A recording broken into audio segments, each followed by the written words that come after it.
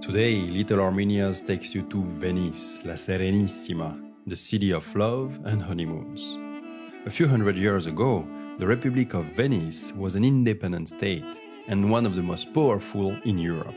We'll see how this city has a very rich Armenian history, including a whole island belonging to the Armenians until today. Come with us to explore La Piccola Armenia de Venezia.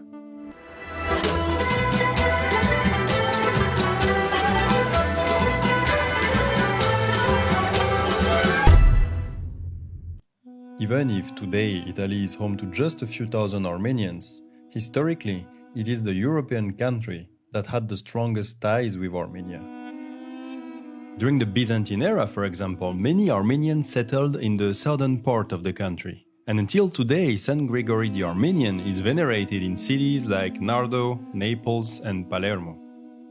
By the 13th century, the population of the Italian peninsula increased significantly. Cities like Venice, Florence, and Milan had over 100,000 inhabitants. The development of commerce attracted a lot of people, and the Armenian Kingdom of Cilicia signed treaties with Venice to allow Armenian merchants to work in the city. So in the 13th century, a hospice was built in Venice to house the first Armenian merchants, just a few streets away from the famous St. Mark's Basilica. Later, a chapel was founded on the site of the hospice. In 1512, something important happened. In 1512, in Venice, the first printed book in Armenian language was born. It's the Urbatagirk, the Book of Friday. This time was like the golden age for the Armenians in Venice. The merchants were part of the New Julfa Armenian network, bringing, among many other things, the silk to Europe. New Julfa is the Armenian neighborhood of Isfahan, the capital of the Persian Empire. And the Armenians of New Julfa had one of the most efficient trading networks in the world, with colonies in dozens of cities from Manchester to Kolkata. The richest Armenian family in Venice was the Shahrimanyan family, called Seriman in Italian. Their palace is still called Palazzo Seriman until today. And later, the Armenian chapel officially became a church, Santa Croce degli Armeni, the Holy Cross of the Armenians. In 1715, the Order of the Mechitarists, created in Constantinople a few years earlier by Mechitar of Sebast, took refuge in Venice. The Venetian Republic gave him the island of San Lazzaro.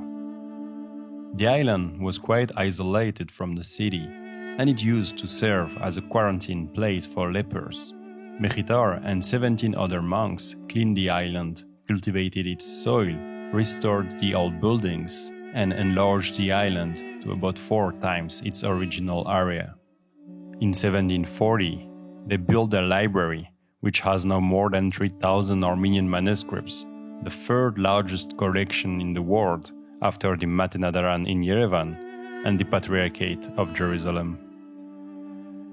In 1836, 2 wealthy Armenians from India decided to finance the construction of an Armenian college in Venice.